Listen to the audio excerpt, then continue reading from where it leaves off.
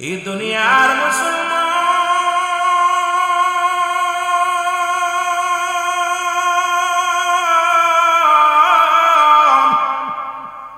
কয়েকটা কথা বলে আমি মূল আলোচনায় যাব। এই দুনিয়া থেকে বিদায় হয়ে যাব রে মুসলমান।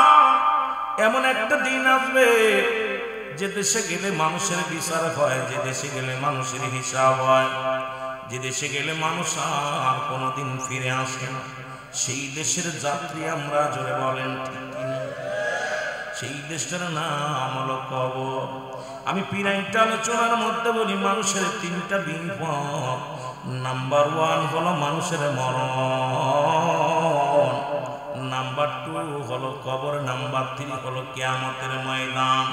বলতেছিলাম মানুষের দুইটা টাইমে মরণ হয়। রাতের বেলা বন্ধু রাত শুরু করে চাল্লা নামাজ দিয়া গো, দিন শুরু করে চাল্লা নামাজ দিয়া। মুসলমান বড় কষ্ট হয়। এই শীতের মৌসুম আছে, মুসল্লি মসজিদে নাই। আজকে মুসলমান অনেকেই মুসল্লি খুঁজে পাওয়া যায় না, কারণ ইমাম আর মুয়াজ্জিন ব্যতীত অনেক সময় শীতের রাত্রে সকালে ফজরে অনেক সময় মুসল্লির সংখ্যা একেবারেই কম। জোরে বলেন।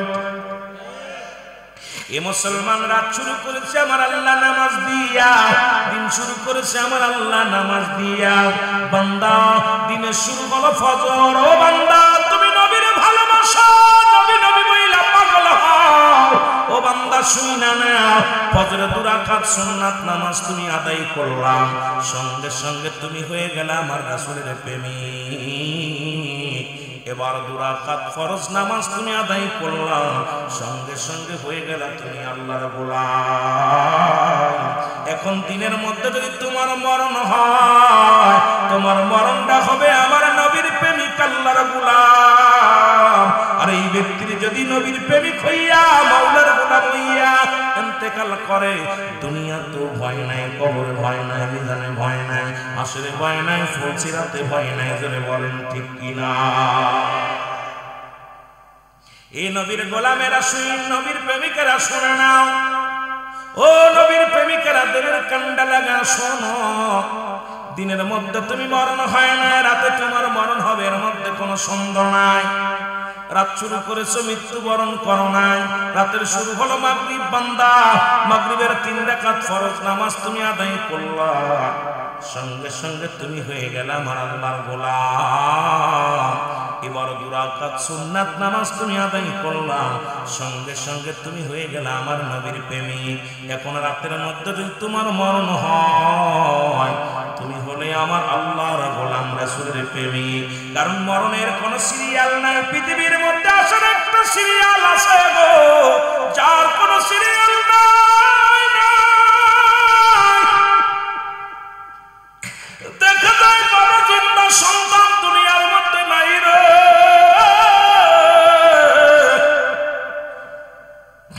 গতকালকে মা ঘাটে একটা মা পদ্মা সেতুতে সড়ক দুর্ঘটনা দেখেছেন গো। বাবা জিন্দা, মুসলমান কলিজা টুকরা সন্তান ছিল, বিদায় হয়ে গেছে। এই সন্তানের লাশ যার কাঁদে, সেই বাবা জানে সন্তানের লাশ কত ভারী। বাবার লাশ কাঁদে যারা, ওই সন্তান বলতে পারে বাবার লাশটা কত ভারী। ও যুবক, দিলের কান্ডা লাগা শোনো। দেখা যায় দাদা জিন্দা, নাতি নাই, নাতি জিন্দা, দাদা নাই, বাবা জিন্দা, সন্তান নাই, সন্তান জিন্দা, বাবা নাই। আল্লাহ ওই মরণের সময় মধুর কালেমা আমাদের জবানে জারি করে দিও। জোরে জোরে চিল্লায় বলা যাবে না আল্লাহু আকবার? আর একটু জোরে জোরে চিল্লায় বলা যাবে না আল্লাহু আকবার? ও যুবক, দিলের কান্ডা লাগা শোনো গো। আজকে জৈবনের তারুণ্যায় পরে কত অন্যায় করলা, সম্পদের পাহাড়ে বললা, সুদ খাইলা, ঘুষ খাইলা। এই দুনিয়ার মধ্যে চিরস্থায়ী কেউ নয়। স্রষ্টার মৃত্যু নাই, সৃষ্টির মৃত্যু আছে। যেহেতু আমরা সৃষ্টি জগতের প্রাণীর মুসলমান, সুতরাং আমি আপনি আজ হোক আর কাল হোক চলে যেতে হবে। এই দুনিয়ায় চিরস্থায়ী থাকা সম্ভব নয়, কারণ থাকা সম্ভব নয়, সম্ভব নয়।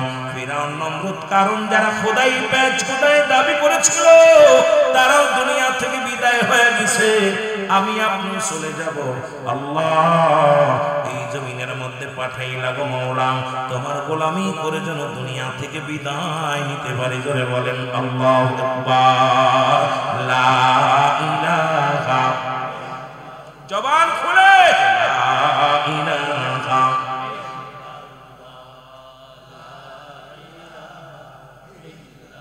আর জোরে বলেন লা ইলাহা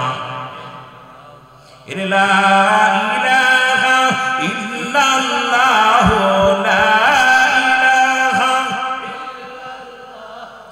মুহাম্মাদুর রাসূলুল্লাহ, লা ইলাহা। এ দুনিয়ার মুসলমান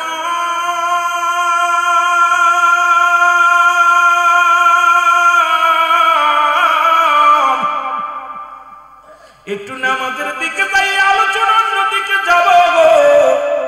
কারণ অনেক মা বোন আছে, অনেকে বাবা মা, অনেক আলোচনা রয়েছে, তবে আমাকে একটা বিষয় দিয়েছে। সেই বিষয়ের পরে যাওয়ার আগে একটু ওদিকে ঘুরে আসি। কারণ যেহেতু প্রধান বক্তা যদিও বয়সে ছোট, আজকে সবাই উস্তাদ, প্রিন্সিপাল স্যারের ছেলের যোগ্য, আমি মুসলমান, ছেলের বয়সী নয়। আজকে মুসলমান বসেছি যেহেতু রব্বে কারীম যেন দুই চারটে কথা বলার শক্তি দান করে। আমার নবী ডাকতে বলে, সাহাবীরা রে, তোমরা কি আমার সাথে জান্নাতে যেতে চাও? সাহাবীরা বলে, নবী গো, কেমন চাই চাইবো। আমি আপনাদেরকেও হাত উঠাইতে বলি, কে কে রাসূলুল্লাহর সঙ্গে জান্নাতে যেতে চান একটু হাত দুখানা তুলে দেখান। আল্লাহু আকবার। আর একটু জোরে বলেন আল্লাহু আকবার। যেতে চান তো? নবীজি বললেন, সাহাবীরা রে শোনো, যে ব্যক্তি 5 ওয়াক্ত নামাজ, 5 ওয়াক্ত সালাত সময় মতো আদায় করতে পারবে, আল্লাহ নবী ওয়াদা করেছে আমি নবী তার হাত ধরে জান্নাতে নিব। আর একটু জোরে বলেন আল্লাহু আকবার। আল্লাহ নবীর এক প্রিয় সাহাবী, সবচেয়ে গরীব সাহাবী। হে মুসলমান, এই ফুলকের জমিনে, জঞ্জনিয়ার জমিনে তো গরীব মানুষ কেউ নাই গো। নাম হলো আব্দুল্লাহ আনসারী। নামটা কি? জোরে বলেন নাম কি? আব্দুল্লাহ আনসারী। রাসূলুল্লাহ ওয়াজ করতেছেন, ইশার সালাত আদায় করে নবী ও সাহাবীদেরকে নিয়ে আলোচনার ময়দানে বসছে। নবীজি বলছে, সাহাবীরা রে, যে ব্যক্তি 5 ওয়াক্ত নামাজ সালাত সময় মতো আদায় করতে পারবে, আমি নবী তার হাত ধরে জান্নাতে নিয়ে যাব। ও মুসলমান আনসারীর বিবি, আমার মা বোনেরা যারা সবার কারণে একটু দিলের কান্ডা লাগে শুইনা লইও। আল্লাহর নবী সাহাবী বাড়ি গেছে, বিবি ডাকতে কই, স্বামী গো, রাসূলুল্লাহর কদমের মধ্যে গেছিলেন, কি ওয়াজ করছে আগে বলেন আমারে। আর আমাদের বিবি গুলো বাড়ি গেলে কয়, কই গেছিলাম? কয় মাহফিলে তাবারক দেশে। কই গেছিলাম? মাহফিল। কয় বক্তা সুর দেশে কেমন? কই গেছিলাম? মাহফিল। মাহফিল থেকে এত দেরি হলো কেন? ও মুসলমান, কেমন বিবি শুই না লন। আনসারী বিবি ডাকতে বলে, স্বামী কি ওয়াজ করছে আমার নবীজি, আমার একটু বলো। আনসারী কয়, বিবি রে, আমার নবী ওয়াজ করছে যদি কোনো ব্যক্তি 5 ওয়াক্ত নামাজ সালাত সময় মতো আদায় করতে পারে, আল্লাহর নবী তারে হাত ধরে জান্নাতে নিয়ে যাবে। বিবি ডাকতে কয়, স্বামী রে, আপনার দুটি হাতে ধরে বলি, আমি আপনার কাছে টাকা চাই না, সম্পদ চাই না, বাড়ি চাই না। আমার মা বোনেরা, আমি বক্তা ওয়াজ করে গেলেই বাড়ি গেলে কয়, কত পাইছো? টাকা দাও। সম্পদ করা লাগবে, বাড়ি করা লাগবে, ছেলের লাগবে, মেয়ের লাগবে, মার লাগবে, বোনের লাগবে। কিন্তু নবীর সাহাবীদের বিবিগণ কেমন আশিক ছিল শুনি না লও। আনসারীর বিবি ডাকতে বলে, স্বামী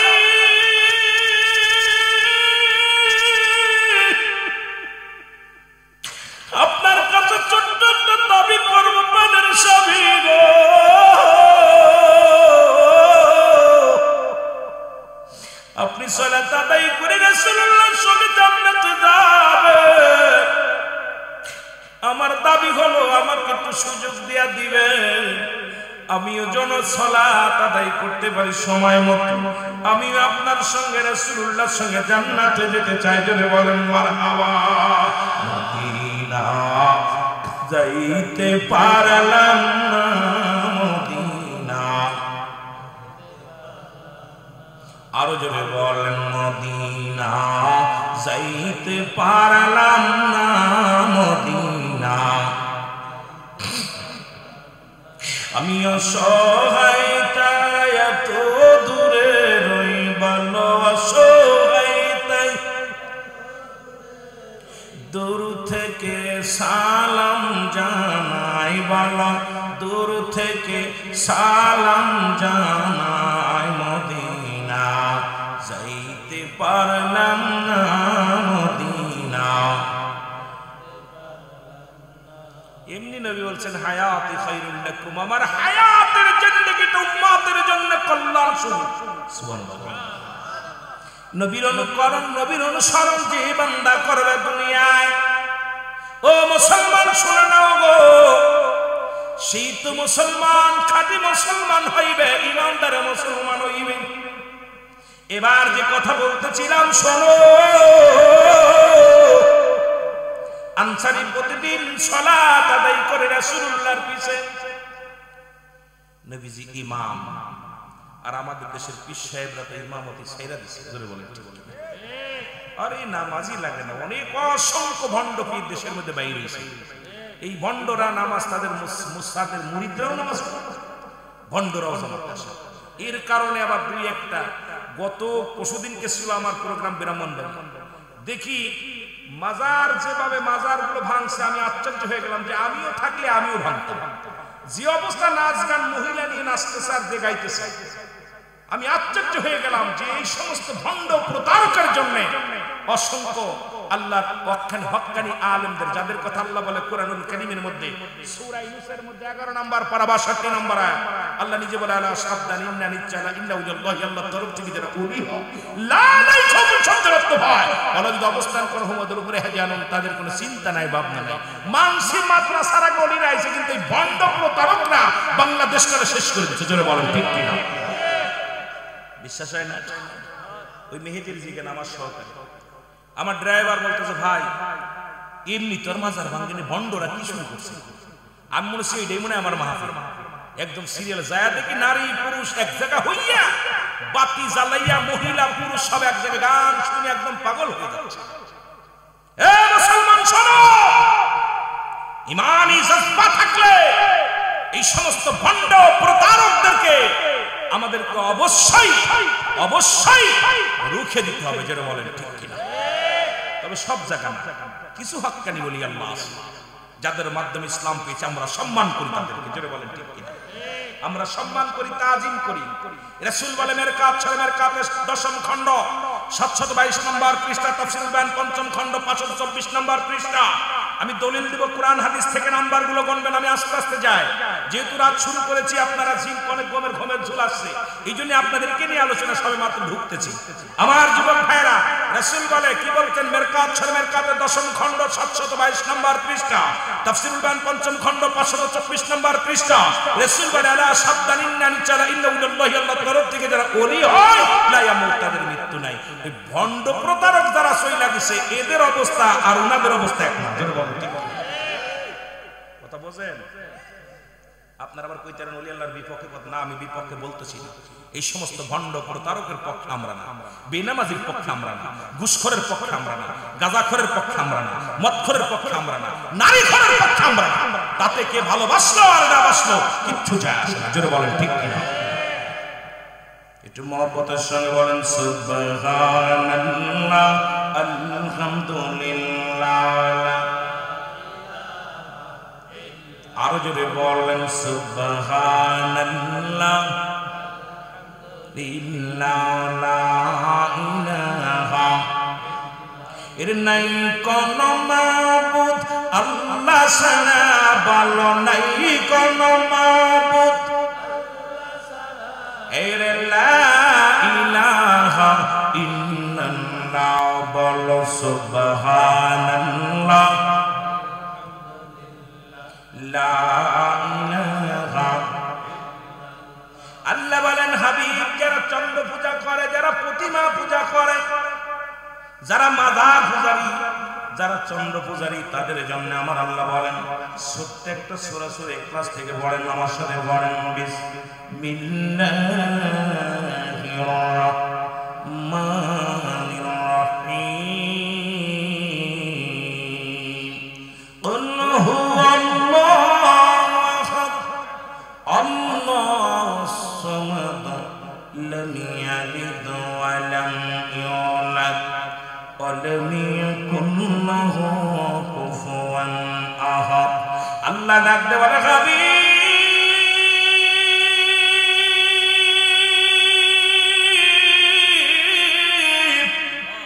আপনি বলেন আমি আল্লাহ, আমি আল্লাহ, আল্লাহ দুইজন নয়, তিনজন নয়।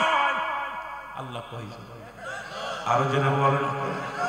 আল্লাহ কয় বান্দারে শুনে নাও, আমি আল্লাহ কাউরে জন্ম দিই নাই, কারো থেকে জন্ম নিই নাই। সুতরাং আল্লাহর যদি ছেলে মেয়ে না থাকে সিজদা করবে কারে? ওই চন্দ্র সিজদা করবি, শিরকি করবি, মন্দির পূজা করবি, মুসলমান শিরকি করবি। দুনিয়ার মধ্যে অসংখ্য প্রতিমা পূজারী আছে রে মুসলমান, অসংখ্য মন্দির পূজারী আছে রে মুসলমান, অসংখ্য দুনিয়ার মধ্যে দেব দেবীর পূজা করে যারা। শুনে নাও আল্লাহর কোরআন কি বলে। আল্লাহ কয় বান্দা শোনো, আমি আল্লাহ এক, আমি আল্লাহ এক, জানায়া দাও, জানায়া দাও। এরে মুসলমান পৃথিবীর মধ্যে কাউরে জন্ম দেই নাই, কারো থেকে জন্ম নিই নাই। আসমান জমিনের মধ্যে আমার সমতুল্য সমকক্ষ কেউ নয়। সারা পৃথিবী আমার মুখাপেক্ষী, আমি কারোর মুখাপেক্ষী নয়। সুতরাং আর কারোর দরকার নাই। জোরে বলেন ঠিক কিনা? আরো আসতে কইতে বাড়ি যে কইবে রুল আমিন সাহেব কইছে ঠিক কইতে, বাড়ি যে এরকম ঘুমায় লাইফের মধ্যে ঠিক ওটার কষ্ট হয়, কষ্ট হয়। আল্লাহ কয় দল এটা তৎকালীন জামানায় মুসলমান ওলিদ নামে একজন বদমাইশ ওয়াজ কোথায় রাখলাম মনে রাখবেন মুসলমান, ভুলে গেলেই আপনাদের লস হবে। বলতেছিলাম যে কথাগুলো, ওলিদ নামে এক বাটপার, উনি ভগবান বানাইয়া একটা স্বর্ণের পুতুল বানাইয়া মানুষের মাঝে উনি আল্লাহকে সিজদা বানায়, ভগবান বানায়া দিন রাত 24 ঘন্টা সিজদার মধ্যে পড়ে আছে ওলি। এবার গভীর রাত্রে ওলিদের পুতুলের ভিতরে ঢুকছে দুষ্ট জিন, কাফের জিন, ঢুকিয়া গভীর রাত্রে ডাক দে বলে ওলি আব্দুল্লাহর বেটা মোহাম্মদ ভণ্ড, আল্লাহ বলতে কিছু নাই, ওই জাহান্নাম জান্নাত বলতে কিছু নাই। ওলিদ রে আমি হইলাম তোমার আসল খোদা, আমারে পূজা করলেই আমি যদি রাজি হয়ে যাই যা চাইবে তাই পাইবে। আমারে তোমরা ভক্তি করো, শ্রদ্ধা করো, আমার পায়ের মধ্যে সিজদা লুটায়া দাও। জোরে জোরে চিল্লায়া বলা যাবে না নাউজুবিল্লাহ।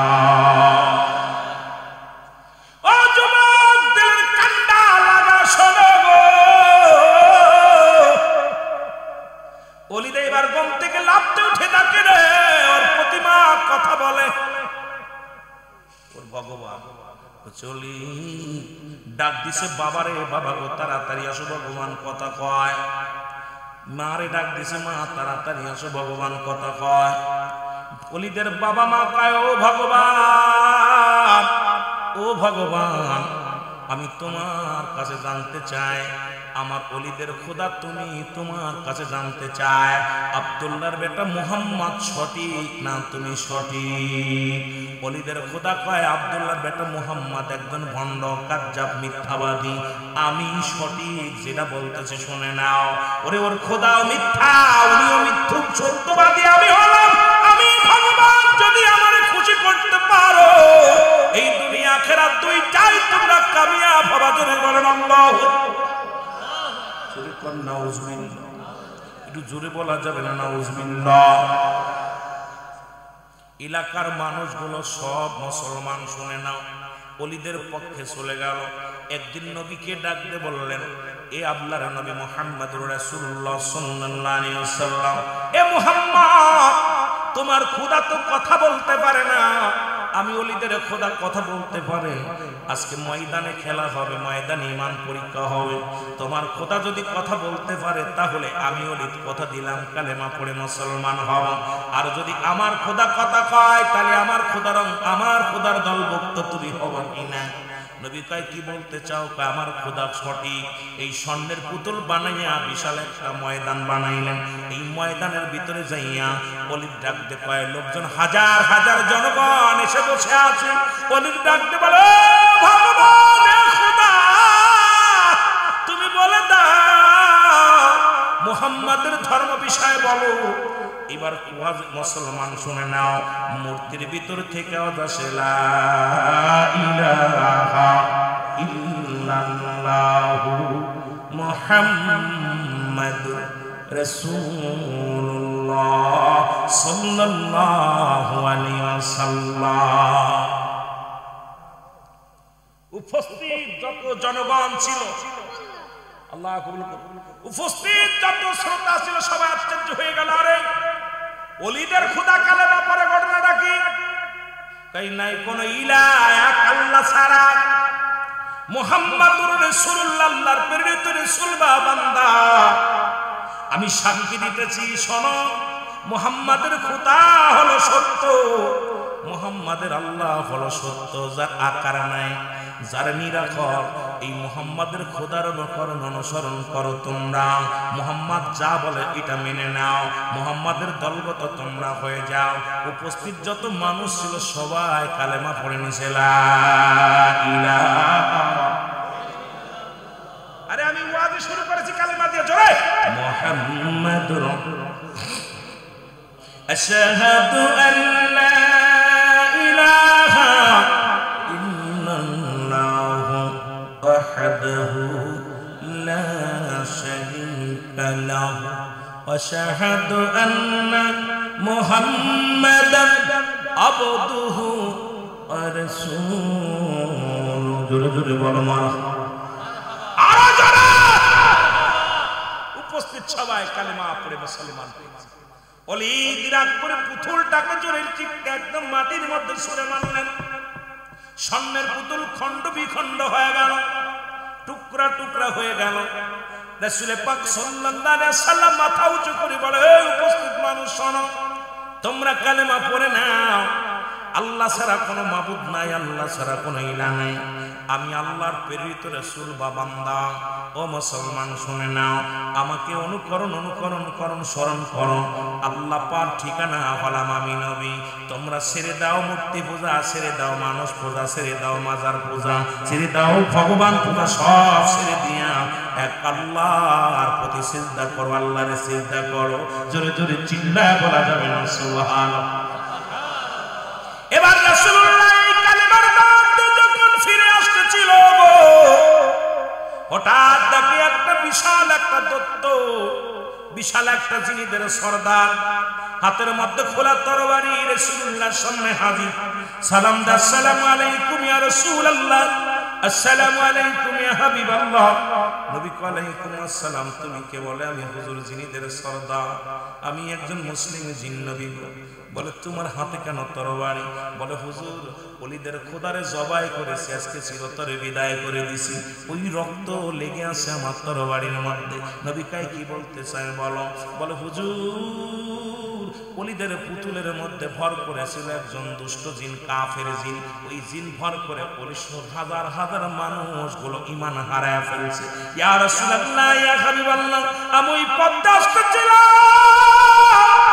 দেখি ওলিদের পুতুলের প্রতি মানুষ ভক্তি শ্রদ্ধা দিয়া আমার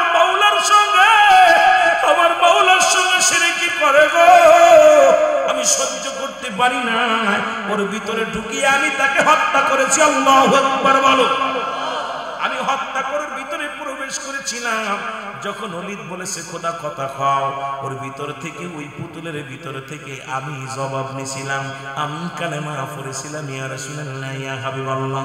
আমার নবীকে কি বলতে চাও? বলে ইয়া রাসূলুল্লাহ, এই মানব সৃষ্টির আগে আমারে বানাইছে গো আল্লাহ। আল্লাহ রাব্বুল আলামিন এই জিন জাতির দুনিয়ার মধ্যে বানাইছে। আমি আদম শফিউল্লাহরে বলতে শুনেছি রাহমাতাল লিল আলামিন, ইব্রাহিম খলিলুল্লাহকে বলতে শুনেছি রাহমাতাল লিল আলামিন, মুসা কালিমুল্লাহকে বলতে শুনেছি রাহমাতাল লিল লিল আলামিন দয়াল নবী মায়ের নবী গো সব নবীরাই তো আপনার প্রশংসা করেছে এই জন্য আপনার বিরোধিতা যখন করছে আমি ওই কাফের দুষ্ট জিনকে আমি দুনিয়া থেকে বিদায় করে দিয়েছি বলে বলো আল্লাহু আকবার আর ওই দুষ্প্রকৃত মানুষগুলো কাফের বেঈমান মুনাফিকেরা আজ মুসলমানদের শত্রু এই জন্য আল্লাহ কমিনান নাস মানুষের মধ্যে না কোনো তারা বলবে আমান্না তার ঈমান আনছে বিল্লাহি আল্লাহর প্রতি অবিলম্বিল আখিরাতের প্রতি বিশ্বাস স্থাপন করছে ওমা হুম বিমুমিনিন আল্লাহ ডাকতে বলে হাবিব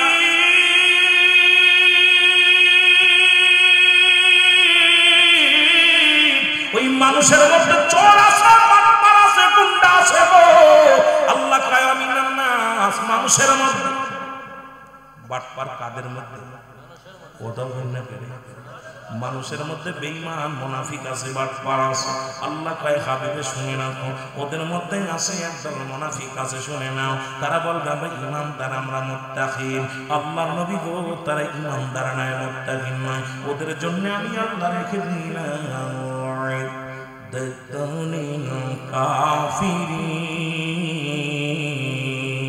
ওই কাফের বেঈমান মুনাফিকদের জন্য আমি আল্লাহ প্রস্তুতি করে রাখলাম 7টা জাহান্নাম কিডা কিডা যাবেন একটু হাত তুলে দেখা যাবেন নি আল্লাহু আকবার এ দুনিয়ার মুসলমান শোনো কি বলতে চায় কোরআন কি বলতে চায় হাদিস একটু শুইনা নাও ওদিকে আমরা চলে যাই যেতেছিলাম মুসলমান শোনো আল্লাহর নবী সালাম ফিরে ডাকতে কয় সাহাবীরা রে আমার আনসারী তো দেখতে পাই না আজ কটা দিন হয়ে গেল আমার আনসারীকে খোঁজ পাই না মনে আছে জোরে কোন মনে আছে এই আনসারীকে খুঁজে পাই না নবীজি বললেন সাহাবীরা বলে ইয়া রাসূলুল্লাহ ইয়া হাবিবাল্লাহ আপনার আনসারী এই দুনিয়ার কোন ঝামেলায় পড়ে গেছে এই জন্য সে নামাজ শেষ করে বাড়িতে দৌড়ায়া যায় আল্লাহর নবীকে আমি নিজেই যাব খবর নিব চলে গেলেন এবার বাড়িতে যে সালাম দেয় আসসালামু আলাইকুম ইয়া আহলাল বাইত একবার নয় দুবার নয় তিনবার নবী সালাম দিলেন উত্তর আসলেন না এবার নবীজি একটু মন খারাপ করে ফিরে চলে আসলেন পিছন থেকে আনসারী সালাম দাও আলাইকুম আসসালাম নবী গো ওয়ালাইকুম আসসালাম মার নবী রহমতের নবী গো আল্লাহর নবীজি সালামের উত্তর শুনিয়া ডাকতে বলে আনসারী রে আমি তোমারে 3বার সালাম দিয়েছিলাম 3বারই তুমি উত্তর দিলাম তার মানে আর বুঝতে বাকি নাই তুমি আমার সালাম শুনেছিলে উত্তর দাও নাই আনসারী বলে ইয়া রাসূলুল্লাহ ইয়া হাবিবাল্লাহ আমি উত্তর দিব কেমনে এই কেন দেই নাই কেন জবাব আমি দিতে পারবো না একটু যদি আপনি আমার বাড়িতে যাইতেন তাহলে আমি বলতে পারতাম কেন উত্তর দিই নাই নবী কয় চলো রাসূল আকরাম সাল্লাল্লাহু আলাইহি ওয়াসাল্লাম রওনা হয়ে গেলেন আনসারীর বাড়িতে আনসারী যখন দরজা খুলে দিলেন দরজা খুলে দেখিয়া নবীজি দেখলেন ভিতরে বিশাল একটা গর্ত নবী ডাকতে বলে আনসারী রে তোমার ঘরের মধ্যে এত বড় গর্ত কেন এবার নবীজি বলার সঙ্গে সঙ্গে আনসারী বলে নবী গো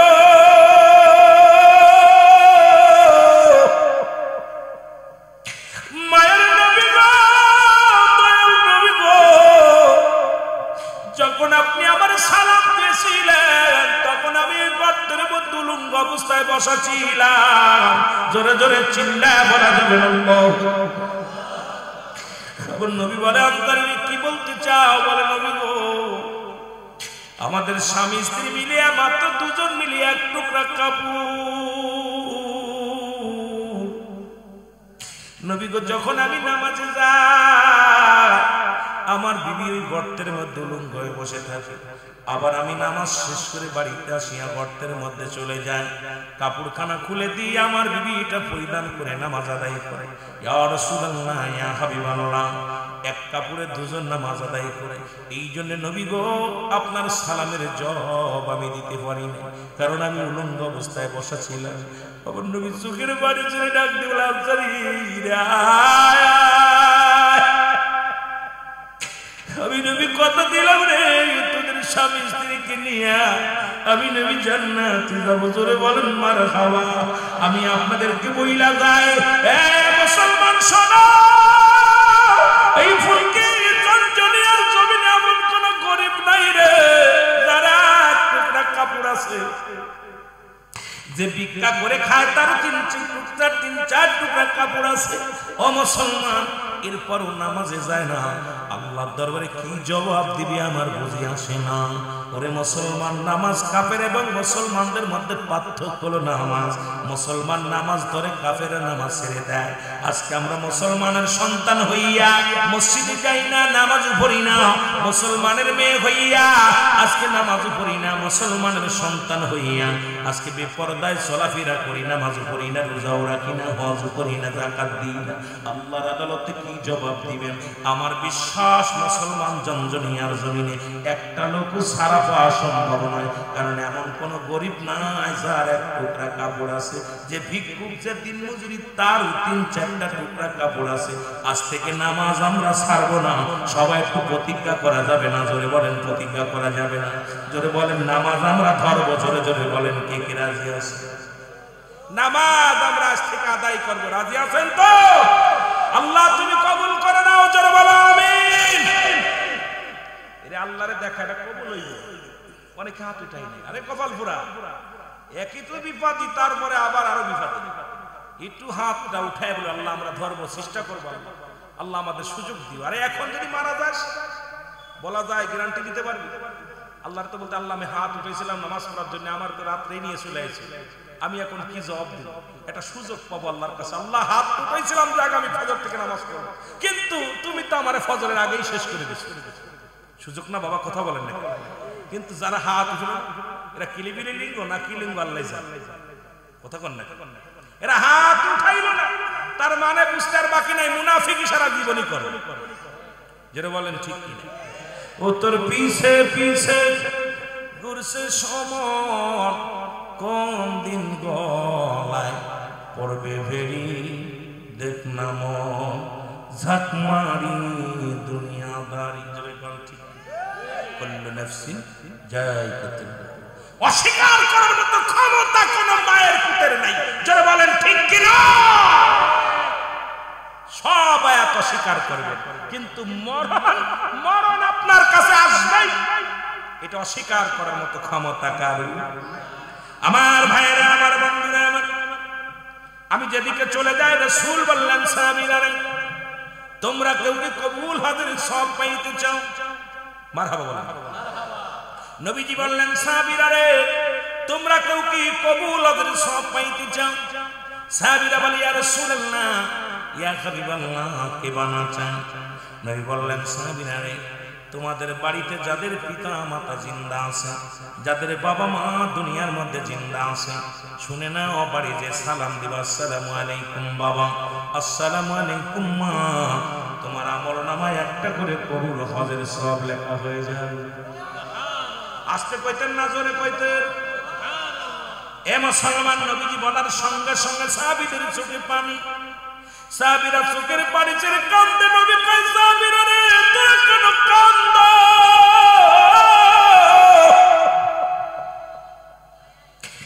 নবী ডাকতে বলে, সাহাবীরা রে, তোদের চোখে কেন পানি? সাহাবীরা বলে, নবী গো, আজ থেকে 1 সপ্তাহ আগে আমার বাবা দুনিয়া থেকে বিদায় হয়ে গেছে, 1 মাস আগে মা বিদায় হয়ে গেছে, ঘরের মধ্যে আব্বা মা কেউ না, এত বড় রহমত থেকে বঞ্চিত। নবীর সাহাবীরা প্রতিযোগিতা করতো শুধু আমল নিয়ে, মুসলমান, আর আমরা প্রতিযোগিতা করি দুনিয়ার ধন সম্পদ নিয়ে। ধরে বলেন ঠিক কিনা? কুল্লু মান আলাইহা, সব শেষ করে দিবে। জোরে বলেন, করে দিবে কে? আল্লাহ কয় বান্দারে শুনে নাও, শুনে নাও, মনে রাখবেন বাবা, গভীর মনোযোগ, আল্লাহর ঘোষণা শুনেন। কি বলতেছে আমার আল্লাহ? বলে, বান্দার এই জমিনটা আমি রাখবো না, এই জমিনের মধ্যে যত মাটি আছে মাটিগুলো পুড়ে আমি তামা বানায়া দিব, জমিনের পানিগুলো পুড়ে আমি ছাই বানায়া দিব, যেদিন কিচ্ছু বলতে কিচ্ছু থাকবে না, সেদিন থাকবো শুধু আমি আল্লাহ। সুতরাং গোলামি করব কার? জোরে বলেন কার? আর একটু জোরে বলেন কার? আমি বলি মাঝে মাঝেই বলি, কার জন্য তুমি সুদ খাও, কার জন্য ঘুষ খাও, কার জন্য জিনা ব্যভিচার করো, কার জন্য অন্যায় করো গো?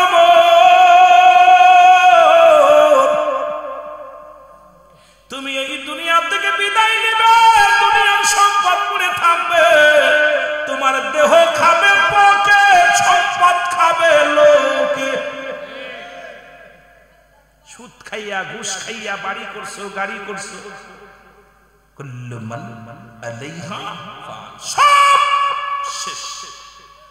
এটার পরে ওয়াজ করলে তো রাখছে, সব শেষ করে দিবা।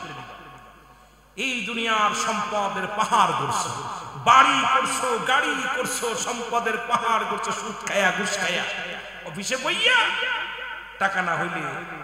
আমি মাঝে একটা গজল গাইছিলাম, মাঝে এর দুর্নীতির ওই নাকড়ায় বসে জাহির করে জ্ঞান, বলেন দুর্নীতির ওই নাকড়ায় বসে জাহির করে জ্ঞান, কলম দিয়া কামাই টাকা, কলম দিয়া আবার ধরে সাধুর ভান, ওরা শিক্ষিত শয়তান, ওরা শিক্ষিত শয়তান। বলতে পারবেন না? এটা কইতে পারবা? ওরা শিক্ষিত শয়তান, ওরা শিক্ষিত শয়তান। ওরা হলো জাতির নাকি মহামারী মহতন, ফাইলে কলম ঠাকাইয়া করে ওরা নির্যাতন। জোরে কোন ঠিক কিনা? ওরা হলো জাতির নাকি মহামারী মহতন, ফাইলে কলম ঠেকাইয়া চালাই ওরা নির্যাতন। ঘুষের টাকায় ওদের ভুড়ি, ঘুষের টাকায় ওদের ভুড়ি, করে যে টান টান। ওরা শিক্ষিত শয়তান, ওরা শিক্ষিত। আরো জোরে বলেন, ওরা শিক্ষিত শয়তান। আবার স্কুল কলেজের দিকটা ভাই দেখো না, চোখ মেলিয়া মেয়েরা সব বই ছাড়িয়া আছে শুধু প্রেম লইয়া। ঠিক কিনা? এই যে মাদ্রাসা দেখেন, ওয়ালের মধ্যে খালি আর যোগ বি, বি যোগ সি, খালি যোগের মধ্যে পাইলো কি? প্রতিটা রুমের মধ্যে খালি যোগ, খালি যোগ, বি যোগ সি, জি যোগ, খালি জি। স্যারেরা আয়া চিন্তা করে নাকি নকল করছে না কিতা করছে, কথা বলছে, বিপদে কথা। একদিন এই মসজিদের মধ্যে লিখে রাখছে আর যোগ বি, তা আমি হঠাৎ করে রাখছিল এই যোগ যোগ লিখছি করে, হুজুর আরতে আরই বিতে বিতে। ওরে বাবা রে বাবা, কত বড় পণ্ডিত! ওই প্রেমিকার নামটা লিখে রেখেছে মোসাম খানে লিখছে। আমার মনে বড় আশা, যদি পাইতাম রে। কোন ক্লাসে বলিস? ক্লাসে 8-এ। কোন ক্লাসে? 8-এ, একদম থার্ড ক্লাস। কি কষ্ট! আবার স্কুল কলেজের দিকটা ভাই দেখো না, চোখ মেলিয়া ছেলেরা সব বই ছাড়িয়া আছে শুধু প্রেম লইয়া। আর এই অশ্রুজি তার সঙ্গের সাথী, অশ্রুজে তার সঙ্গের সাথী, হইতেছে মস্তান। ওরা শিক্ষিত শয়তান, ওরা শিক্ষিত শয়তান। কসম আল্লাহর, আল্লাহর কসম, একটা সত্যি কথাটা বলে দেয় আপনার কাছে। এতদিন যা বলছি শোনেন, হয়তো কইতে হুজুর তাহলে এতগুলো মিথ্যা বলছেন। চট্টগ্রাম জামিয়াতে আমি প্রবেশ করলাম, জামিয়া মাদ্রাসা। প্রিন্সিপাল ওসিউর রহমান সাহেব, কামেল ফার্স্ট সেকেন্ড ইয়ারের ছাত্র, কামেলের ছাত্র, কামেলের ছাত্রকে ধরে পিটাই। আরে বাবা রে, আমি আশ্চর্য, এত বেগে পিটাই হাত ফেটে গেছে। আমি কই হুজুর কি অপরাধ? কইছে বসো মাওলানা সাহেব, বসো। বসছি। এরপরে উনি চা আনলেন, খাইলাম। আমি ভিডিও দেখলাম, ভিডিও ছাড়ছিলাম।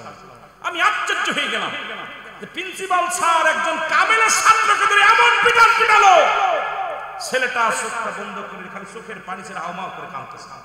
এরপরে আরেকটা ছাত্র ধরে এসে হুজুরের পা ধরে দিল, হুজুর আমি আর এই ভুল করব না। খালি নামাজে যাই নাই, জোহরে নামাজে যাইনি, জামাতে, এই জামাতে নামাজে যাই নাই, কামেলের ছাত্র। আমি গুনাহগার সাক্ষী। আমাদের ছিল ওনার আপনার কয়েকজন, আমরা আলাউদ্দিন জিয়াদি সাহেব সহ আমরা ওখানে প্রায় 20 জন আলেম আমরা উপস্থিত।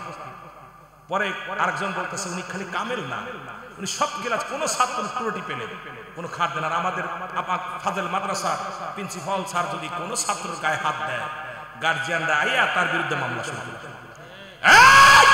তোর মতো বদমাইশ গার্জিয়ানের কারণে জাতি শেষ, সমাজ শেষ, প্রতিষ্ঠান শেষ। যারা বলেন ঠিক কিনা? সন্তান রাখছে আমানত তোমার কাছে, খেয়ানত করার অধিকার তোমার নাই।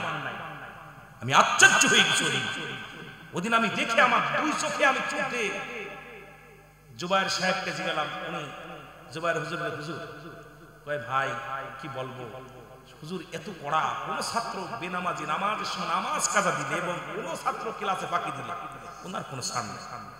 কয় বাবা, তারপরে স্যারে বললো টিসি দিয়ে দাও। ইরা ডাকলো, আপনার ওই কিরানিরে ডাকলো, টিসি ঠিক করো। আর ধরে যে পারপাস জোরে পড়ে হুজুর আমি আর এই ভুল করব, নামাজ আগামী কাল থেকে আমরা জামাত করব। এরে বলে শিক্ষক, এরে বলে ছাত্র। আর আমাদের ক্লাস 7 এর ছাত্র, 6 এর ছাত্র মোবাইল থেকে আমি ভারতে গেলাম, যায় দেখি ক্লাস 9, 10 এর ছাত্রদের রুমে শুধু লেখা আছে মোবাইল চললেই 5000 টাকা জরিমানা। আমি আশ্চর্য হয়ে গেছি। আমি ক্লাসে যাওয়া পারবেন পাড়ার মধ্যে একটা ক্লাসে কোনো মোবাইল পাইনি। আর আপনি খোঁজেন সকালবেলা ক্লাসে আসলে হুজুর ক্লাস 6 এর ছাত্র মোবাইল পাবে, ক্লাসের মেয়ে 6 এর পকেটে মোবাইল। এর জন্য দায়ী কি হুজুর না, এর জন্য দায়ী গার্জিয়ান। যেটা বলেন ঠিক কিনা? হুজুর যদি মোবাইল কেড়ে নেয়, ওরা মোবাইল দেখে দিয়ে লেখে কাড়িয়ে কয় হুজুর খবর আছে বাইরে দেখবেন। হাই হাই, এটা কি এই জাতিরে কি শিখাবো? এই জন্য আগের যুগের মানুষগুলো কত ভালো ছিল, তারা লেখাপড়া করেছে। আর এখন সন্ত্রাস, বইয়ের বই বাদে এরা পিস্তল, ড্যাগার, রামদা নিয়ে আসে ব্যাগের মধ্যে। আর আমরা টানিছি বই টানতে টানতে ঘাড়ে ব্যথা হয়ে গেছে, কলম ধরতে ধরতে হাত ব্যথা হয়ে গেছে। আর এখন এই বদমাইশ পোলাপানগুলো শুধু অস্ত্র, তাদের ব্যাগের মধ্যে পাওয়া যায় অস্ত্র আর ফ্যামিলিটা। এই হলো আমাদের অবস্থা। জাতিকে বাঁচাবো কেমন? যেটা বলেন ঠিক। কষ্ট পাচ্ছেন? এই গার্জিয়ান যারা আছেন ভালো, আলহামদুলিল্লাহ। আমার ভাইয়েরা, আমার বন্ধুরা, আমার রাহমাতুল্লিল আলামিন বলেন, বলা পর সাহাবীরা কান্দে। নবী বলেন, ও সাহাবী তোমরা কেন কান্দো? বলে হুজুর আমাদের তো আব্বা নাই, আমাদের মা নাই, এত বড় নিয়ামত থেকে আমরা বঞ্চিত হয়ে গেলাম। হুজুর আগে যদি জানতাম, যদি আমলটা আগে যদি আপনি বলতেন, আগে যদি শুনতাম, কতই উপকৃত হতাম। আব্বারে সালাম দিলে একটা নেকি পাইতাম, সব পাইতাম। মা জননীরে সালাম দিলে একটা হজের সমতুল্য সব পাইতাম। নবী কান্দার বলে, সাহাবীরা রে তোমরাই বুঝে কি আমি নবীর মা নাই, আমি নবীর বাবা নাই। আমি যখন 6 মাস মায়ের গর্ভে আমার বাবা দুনিয়া থেকে বিদায়, যখন 6 বছর বয়স আমার মা জননী দুনিয়া থেকে বিদায়, যখন 6 বছর 7 মাস বয়স দাদা আব্দুল মুত্তালিব বিদায় হয়ে গেছে। আমার মতে এতিম তোমাদের মধ্যে আর কেউ নেই।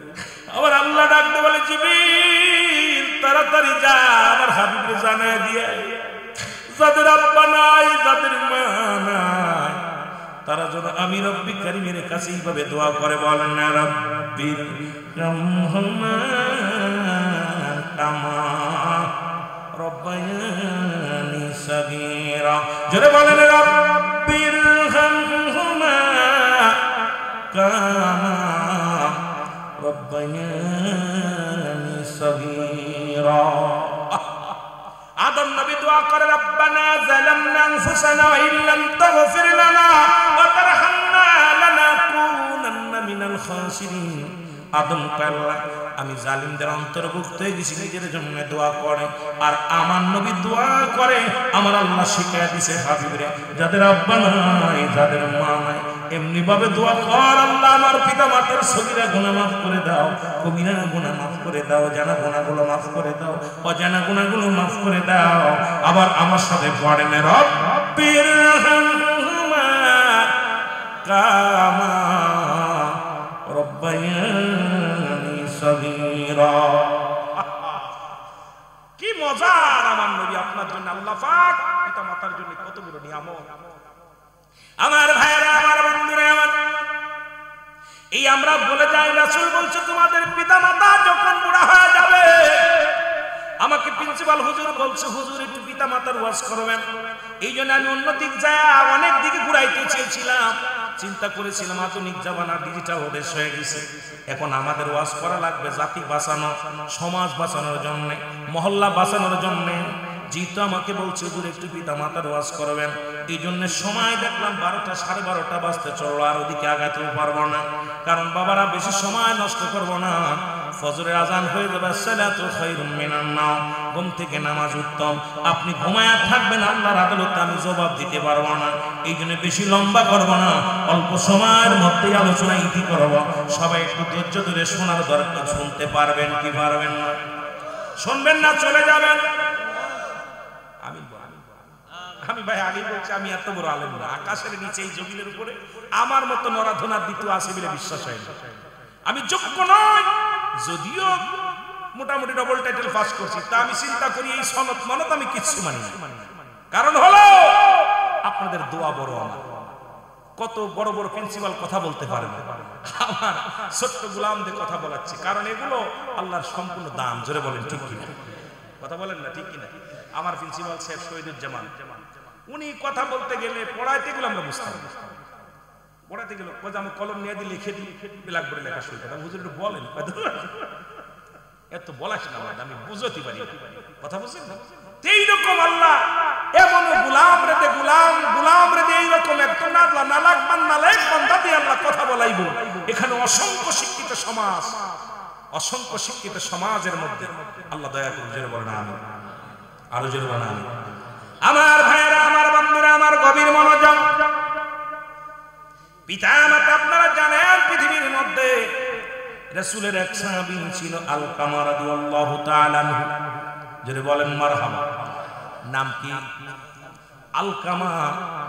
এই কথাটা বললে বেশি ওয়াজ করব না, মা বাবার জন্য নবী বলছে তোমাদের পিতা মাতা যখন বুড়া হয়ে যাবে খবরদার তাদের সঙ্গে শব্দ করবা না। কারণ যখন বুড়ার বুড়ো স্বভাব, যখন বুড়ো মানুষটা যেমন বিরক্ত করে, বুড়া হলেও বাবা মা এরকম বিরক্ত করে, তাদের ব্রেন শক্তি লো হয়ে যায়, প্রসাব পায়খানা করে দেয়, কারণ বেশি বেশি কথা বলে, খোদা লাগে ঘন ঘন।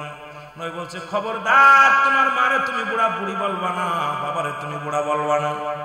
কারণ বাবা মা যখন বুড়া হয়ে যাবে, আমার নবী বলছে তাদের সঙ্গে ভালো ব্যবহার করতে।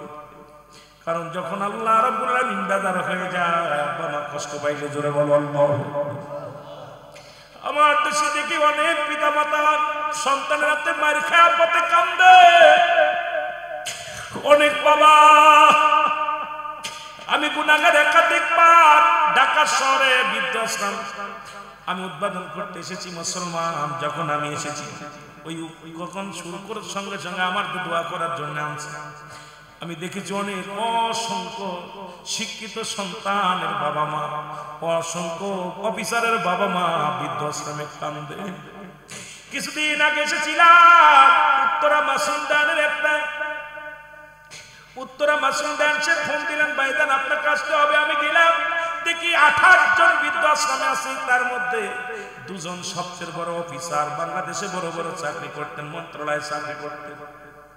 আজকে বৃদ্ধাশ্রমে বয়া বয়া কান্দে। আমি জিগাইলাম ভাইজান আর আমার নামে একজন ব্যক্তি, উনি জিগালাম আমার 4টা ছেলে মেয়ে, 1 মেয়ে 3 ছেলে, 3টাই ছেলে আমেরিকার, মেয়ে বাংলাদেশে বড় অফিসার, শিক্ষা অফিসার।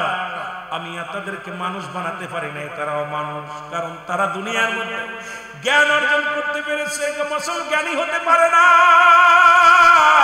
তাদের আমি কোরআন হাদিস শিখাতে পারি না। এই কারণে আমার জায়গা আজকে হয়েছে বৃদ্ধাশ্রমে। আর একজন আইনজীবী বাবা, নাম হলো মোহাম্মদ শফিকুর রহমান সাহেব, ওনার সঙ্গে নামগুলো লিখে দেন, যারা লিখে নেন ভালো করে। শফিকুর রহমান উনি বলতেন, আমি ঢাকা মুসলমান হাইকোর্টের আইনজীবী ছিলাম। আল্লাহ আমাকে একটা ছেলে একটা মেয়ে দিছে। ছেলে আইনজীবী, লন্ডনে আমি আইনজীবী হয়েছে, ওখানে আইনজীবী আছে। দেশের মধ্যে আরেক ছেলে ছিল বড় অফিসার, এখন সেও লন্ডনে চলে গেছে, আপনার বাবি সব মারা গেছে। আরে আমার বিছনা বানানোর মতো মানুষ নাই, আমাকে নিয়ে যেতে বলেছি, নেই না। আমার কপাল নসিব খারাপ, কারণ আমি সন্তান জন্ম দিছি, মানুষ জন্ম দিই নাই, অমানুষ জন্ম দিছি। ধরে বল এইরকম মাঝে মাঝে যখনই যাই, ছোট মানুষ হলেও, যদিও ছোট মানুষ, যদিও পাপী মানুষ, আপনাদের প্রিন্সিপালের মতো অনেকেই ভালোবাসে, মহব্বত করে, মায়া করে।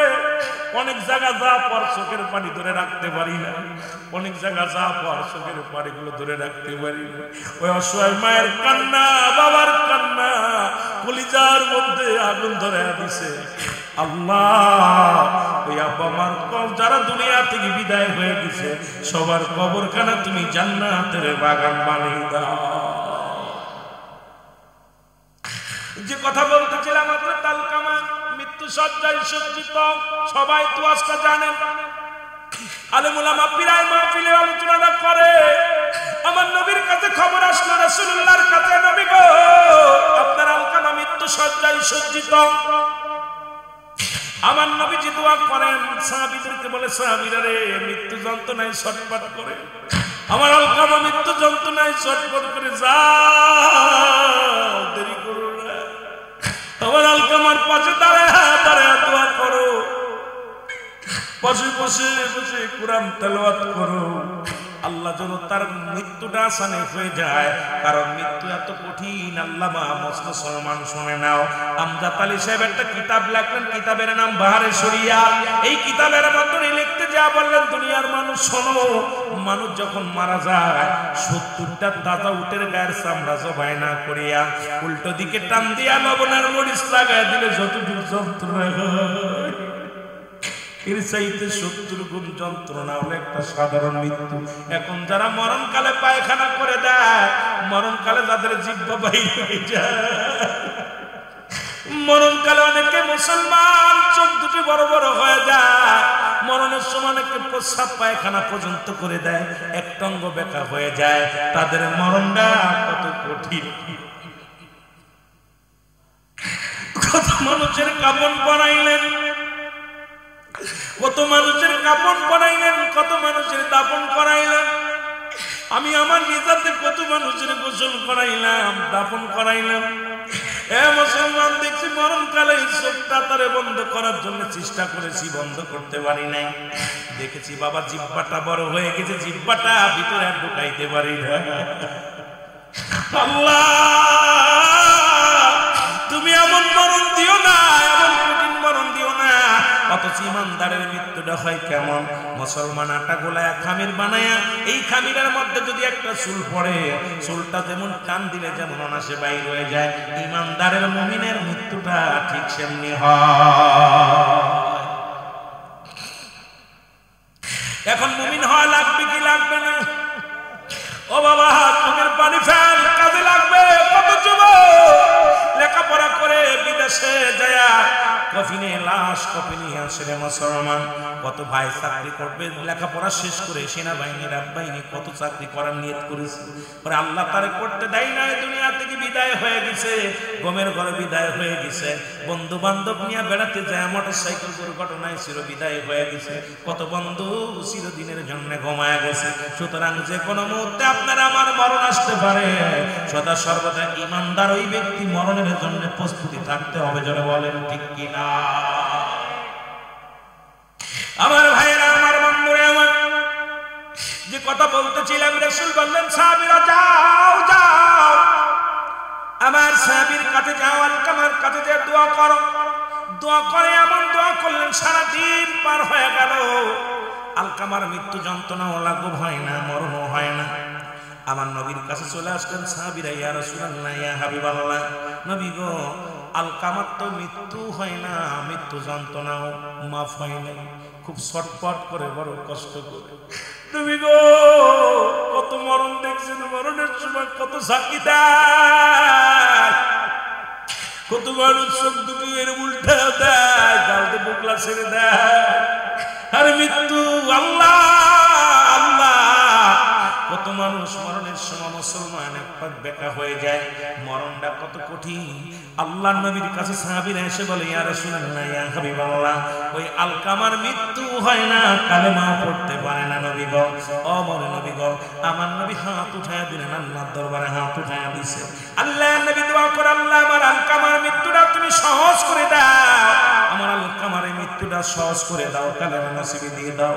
কিন্তু আলকামা আমার আল্লাহ রাব্বুল আলামিন ডাক দিয়ে বলে রাসূল আপনি হাত নামায় নেন, কারণ আজকে আপনার দোয়া আমি কবুল করতে পারছি না, কারণ এই জগতের মধ্যে জনম দুঃখিনী মা এখনো জিন্দা।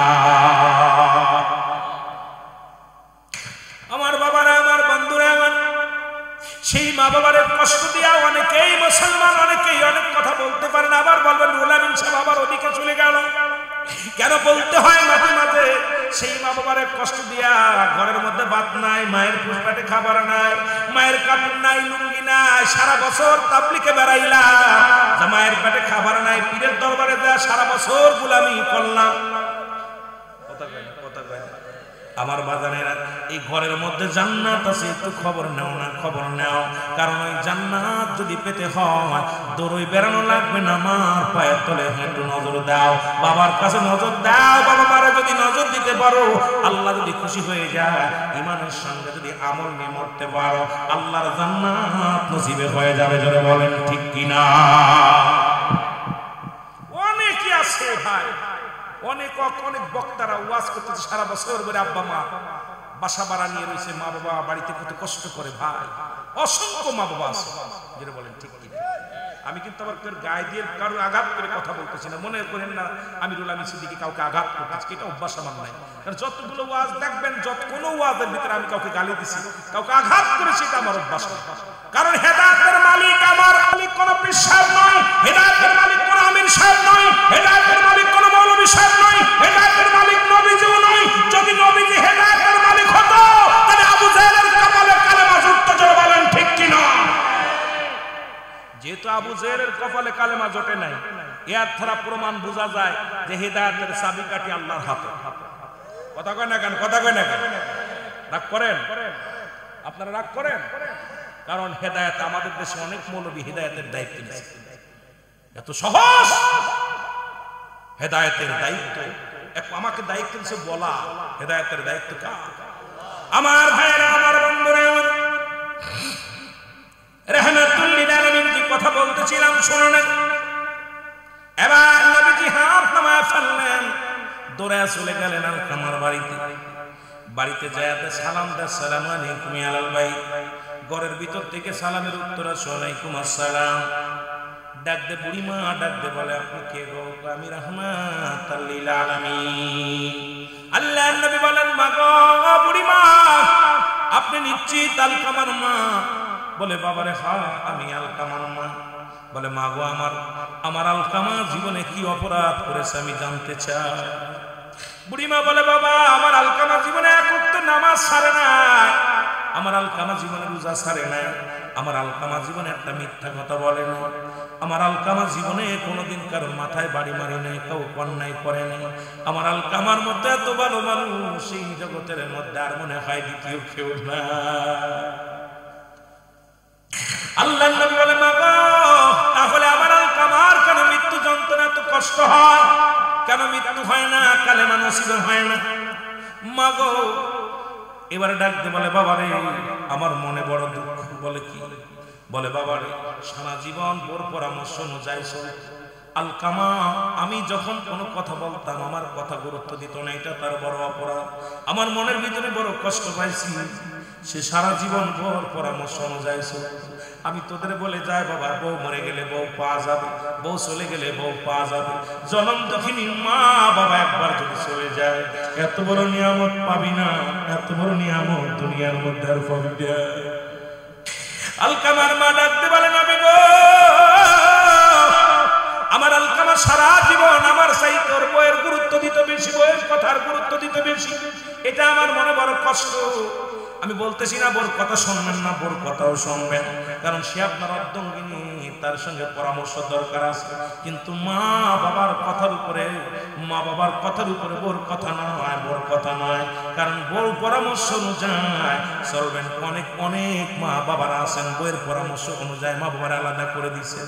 বউ কয় তোর বাবার লগে খাবো না, আমারে খাতি দিব না, দরকার নাই বিদায় করে দেন, চলে যাবো ফের বাড়ি, দরকার নাই, কারণ তোর মতো বউয়ের দরকার নাই। ও মুসলমান শোনো, বাবা মারে কষ্ট দিও না, বাবা মারে কষ্ট দিও না। জোরে জোরে চিল্লায় বলা যাবে না আল্লাহু আকবার। আমার ভাইরা, আমার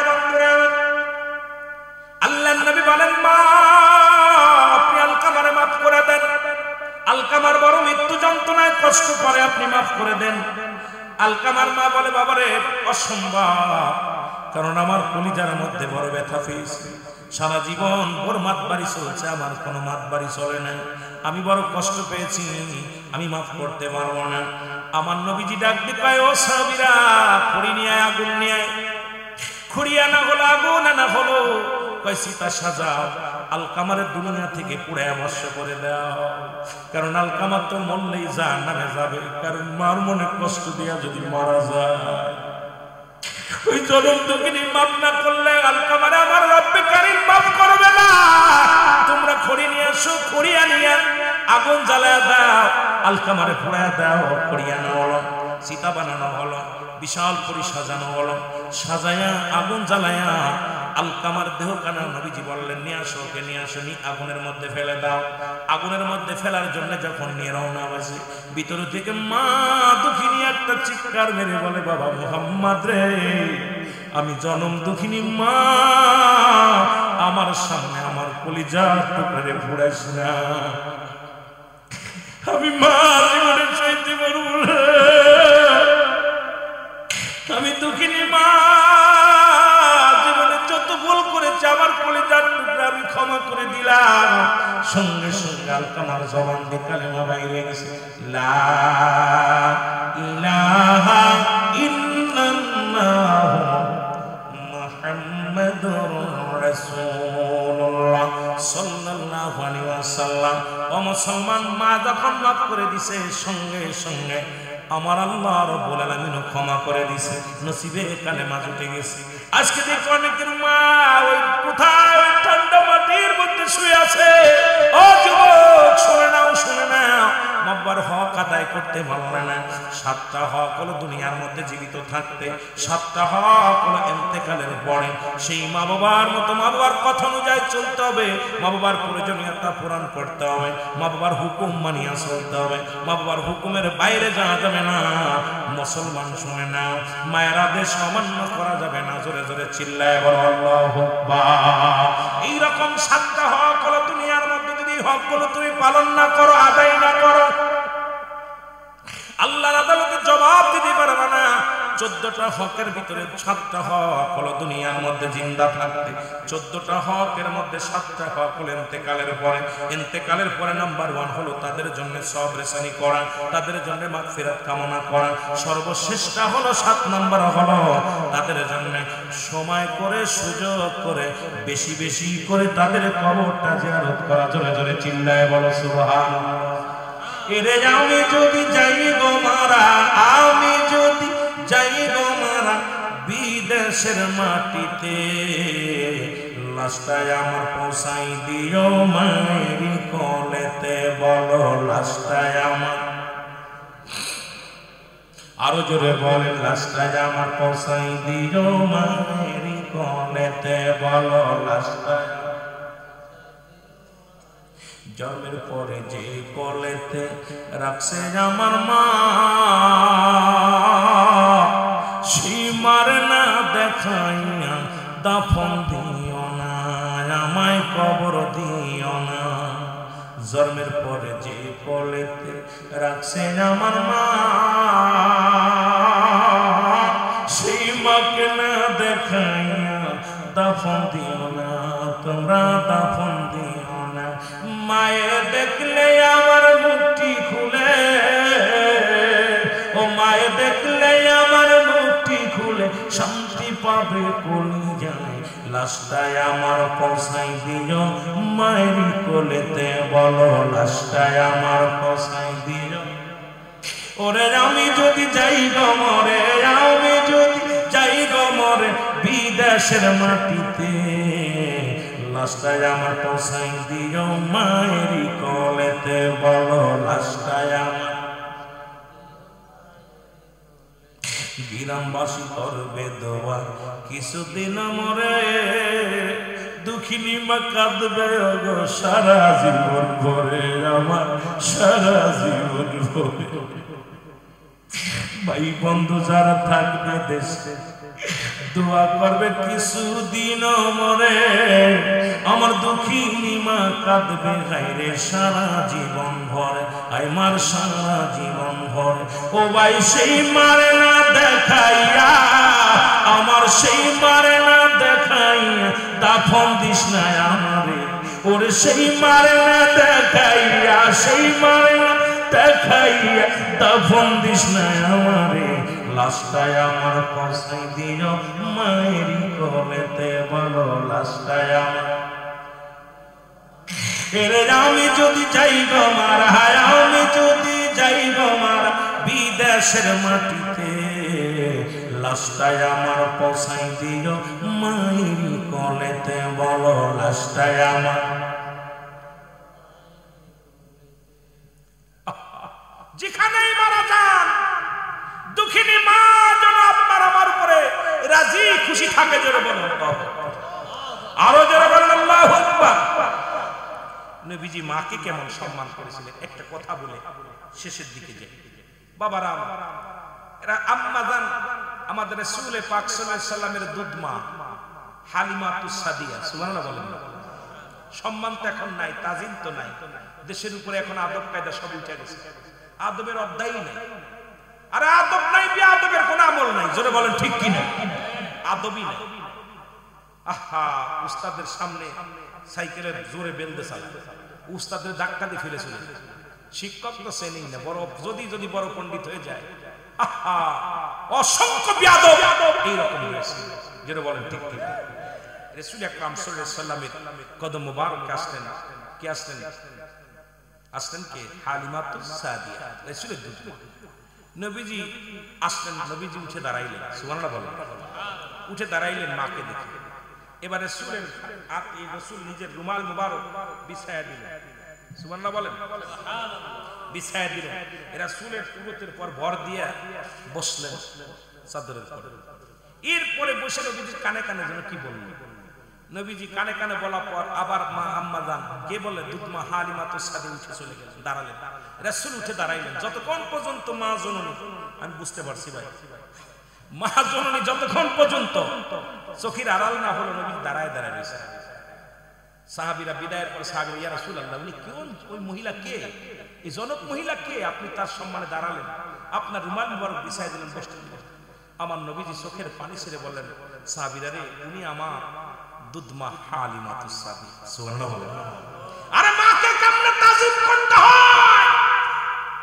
গর্ভে ধারিণী মা না শুধু দুধ মাকে কত সম্মান করেছে আর আমার দেশের যুবকরা মাকে পিটায় মাকে ধরে পিটায় মাকে ধরে ঘর থেকে বাইর করে দেয় বুড়া বয়সে বাবা মা অসহায় হয়ে যায় এই জন্য আমি আপনাদেরকে বলবো বাবা এই দুনিয়ার মধ্যে যতদিন আছেন পিতা মাতাকে সঠিকভাবে লালন পালন করেন এই সন্তান ত্যায্য করে দেবেন যখন দেখবেন নামাজ পড়ে না শরীয়তের বিধান মানে না 10 জন ডেকে ত্যায্য করে দিবেন থানায় যে একবারে ত্যায্য করে দিবেন দরকার নাই ওই সন্তানই আপনার জাহান্নামে নিয়ে যাবে কারণ অধিকাংশ সন্তান বাবা মায়ের বুকে লাথি মারে আপনি সন্তানের জন্য আজকে ওই জিনাখোর সন্তানের জন্য মামলা দেন ওই বেপরদা ছেলে বা গাঁজাখোর মদখোরের পক্ষে ছাপাই গান প্রয়োজন নাই বাবা ওই সন্তান একদিন আপনার বিপদ ডেকে আনবে বুঝতেছেন না এখন বুঝতেছেন না কবরে গেলে বুঝবে তখন বলবে হুলাবি সিদ্দিকী তো ঠিকই বলছি দরকার নাই ছেলে মেয়ে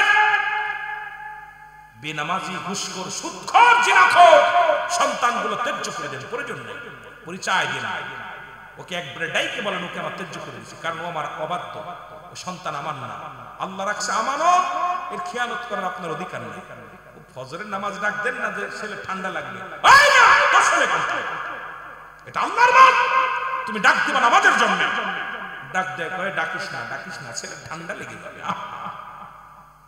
আজকে গান হইলে সব এই জন্য সন্তান আদি যা রেখেছেন নিম্নতরে কোরআন শিক্ষা দিবেন আপনার জানাজার নিয়মগুলো শিখাবেন কালেমাগুলো শিখাবেন নামাজের নিয়মগুলো শিখাবেন হালাল হারাম বুঝাবেন বুঝানোর মাদ্রাসার বিকল্প নাই এই জন্য মাদ্রাসার ভর্তি করবেন সামনে জানুয়ারিতে ভর্তি চলবে জানুয়ারিতে ভর্তি চলবে আপনারা সন্তানগুলো মাদ্রাসায় দিবেন একটা ছেলে আলেম হোক আপনার ছেলে আপনার জানাজা পড়ুক আপনার ছেলে আলিয়া মাদ্রাসায় পড়ে অসংখ্য ছেলেরা সেনাবাহিনী র্যাব বাহিনী বিমান বাহিনী আপনার পুলিশ আর্মি বিডিআর সব হয়েছে কি আর মাদ্রাসার ছাত্ররা যেভাবে ইংলিশ বলতে পারে, আপনার একটা ছেলে অন্য স্কুলের একটা ছেলের বলেন যে একটা ইবারত পড়তে, কথা কেন?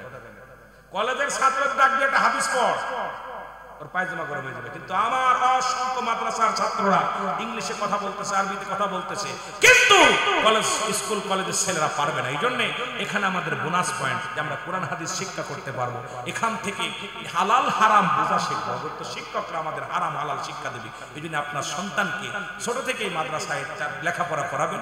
এরপরে দেখবেন আল্লাহ তাদের একটা দেখেন, একটা হাফেজ ভ্যানসাল আছে, একটা হাফেজ সাহেব জন বেঁচে খাচ্ছে, একটা হাফেজ সাহেব কিন্তু অসংখ্য এমএ পাস বিএ পাস ভ্যানসাল আছে ঢাকা শহরে, কিন্তু আল্লাহ তাদের ইমামতি করে খেলেও খাচ্ছে।